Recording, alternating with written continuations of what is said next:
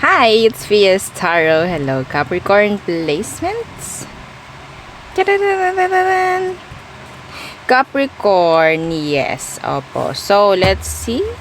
Love reading po sa buwan ng August. So, sisilipin lang natin. May sisilipin lamang tayo. Opo, no? And, yeah. Full love read. Yeah, love reading. Okay, and your ex, if you have one, no? And kung may mga tanong po pagdating sa private reading and sa ating mga charms, yes, they're all available still. So, yeah, mag-message na lang po, no, sa akin pong FB page for more info. Okay, Capricorns.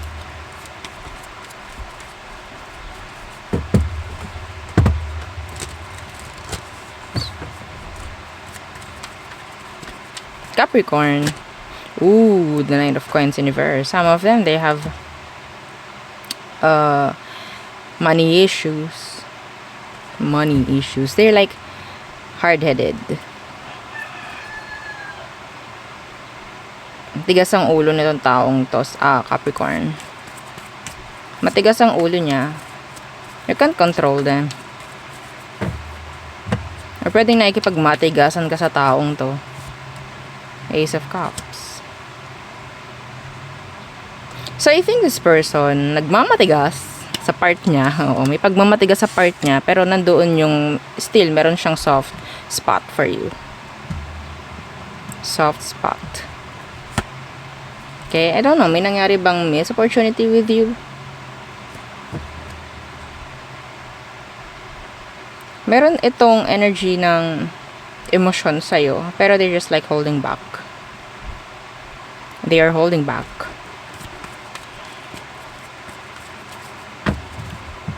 Ano bang sitwasyon nyo ngayon? Ano pa ang sitwasyon nyo ngayon? Anong meron? Eight of Swords in reversed. The Fool in reversed. Somebody's afraid. Somebody's too afraid na maging transparent. You're trying to avoid something like a missed opportunity, or like sabihin natin parang totally magkalayo kayo.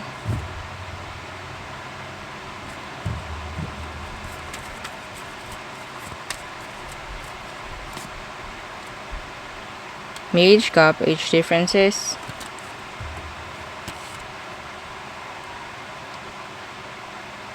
They have something for you, Capricorn. Merong emosyon itong taong to, like, deep.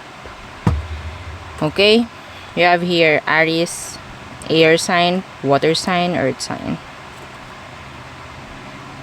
Gusto ko ng taong to, sa tingin ko. Pero parang,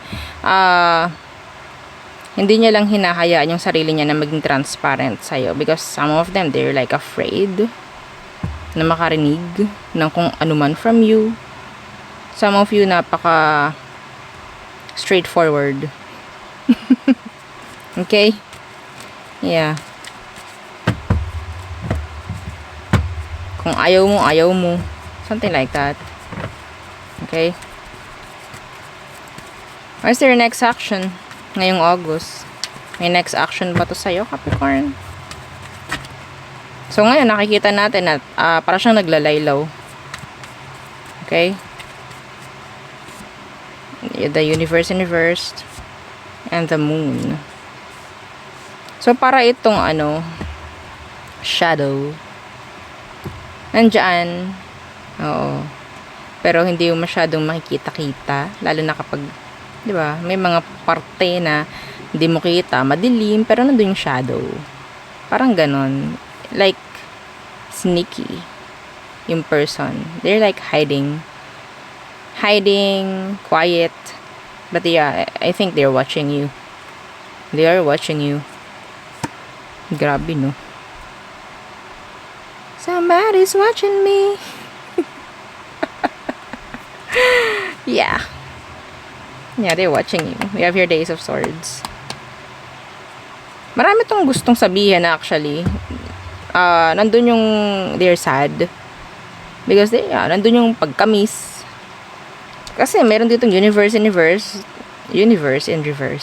So, parang meron kayong mga something na nag-pause.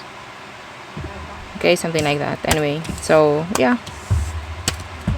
Anyway, so, your ex. Let's see your ex. Your ex. Kunin ko yun. Who is this? The Emperor in reverse. Could be an Aries. What's with that? The Emperor in reverse. Could be a boss. High standard. I don't know. Run. Meron ako narinig na ganun. Run. The Emperor in reversed. And the Queen of Cups in the reversed. They have a lot of ego. Pride. Ayaw nila na magmumukha silang weak. Okay? But I think they're sad. Yeah, the High Priestess, tinatago lang nila sa ngayon. They're hiding from you, trying to avoid you, na nasagi mong ego niya, I think. They're sad, actually.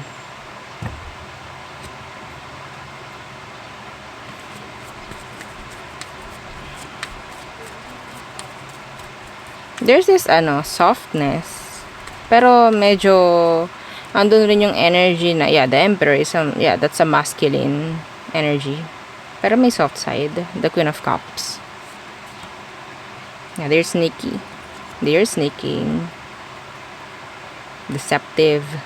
Some of them, they have options. I think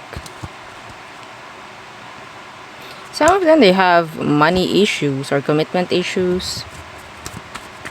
Let's see. What is their emotion for you right now? Like, right now. At this moment.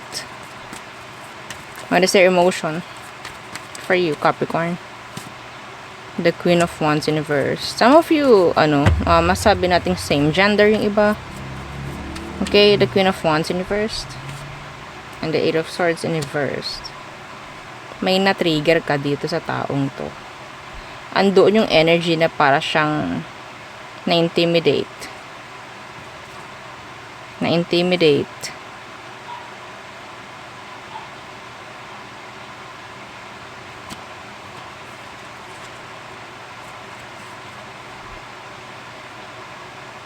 Hindi sila masaya ngayon, actually.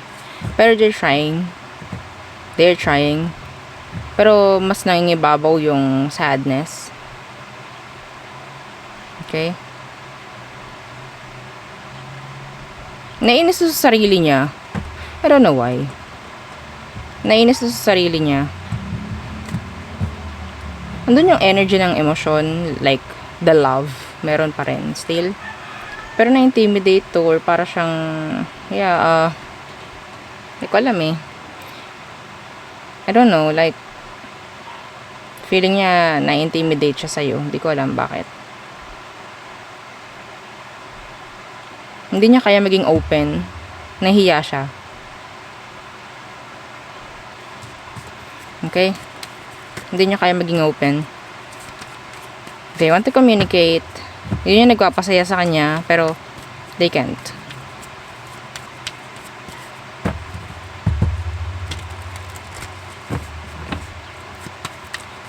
Okay, what is your next action for you, Capricorn? The Six of Cups in reverse. They're bitter. They're sad.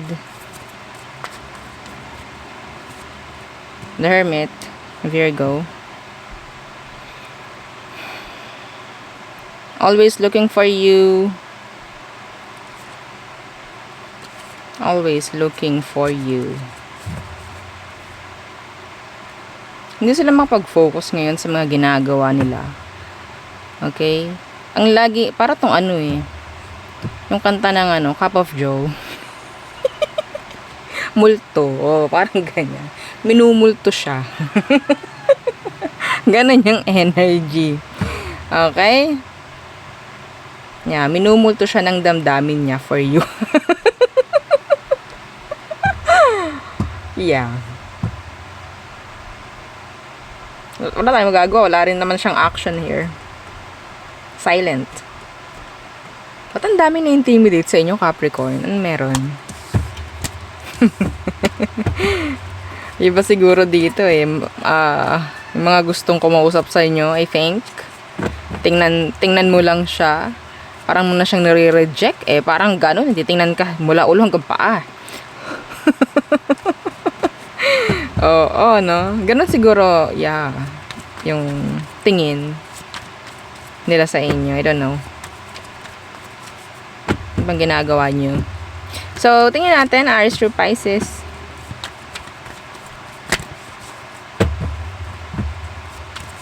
Okay, Aries through Pisces. Okay. For Capricorn. Again, don't forget to like, share, and subscribe po. Big help yan sa ating channel. And yeah, kung may mga tanong, mag-message po. PM. If you're watching on YouTube, punta kayo ng FB page ko. Hanapin nyo, search nyo Fiesta Road. Dapat po may check nakatabi. Okay? Kasi ang daming lalabas dyan, matik yun. Na puro kapangalan ko.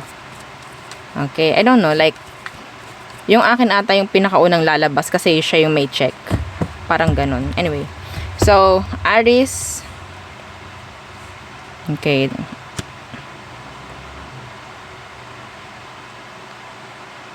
Sad. Para siyang nangihinayang. Taurus, they're waiting. Gemini, there's blockages here. Tension. Cancer. So, may nag-end or may nag-pause with the Cancerian. Leo, strong connection. Virgo, they want a new beginning. Yeah. Still expecting a new beginning with you. Libra, they need you. Scorpio, they're acting cold, distant. Sagittarius, they want your attention. Capricorn, feeling nila ay parang wala silang papel ngayon. Parang ganon. Si Capricorn. Intimidated. Tulad kanina. Oo. Okay, so Aquarius, they want clarity. They want answers. Freedom, release. Yan. Pisces, maraming gumugulo sa utak ngayon ni Pisces pagdating sa sitwasyon ninyo. So, merong tsansa na mag-send ito ng mixed signals, head games, mind games sa iyo, Capricorn. Okay? So there, yun po ang aking reading for you, Capricorn placements. Again, please don't forget to like, share, and subscribe, and follow our FB page. And yung sa po nating YouTube channel, nasa description box below. Again, thank you. Goodbye.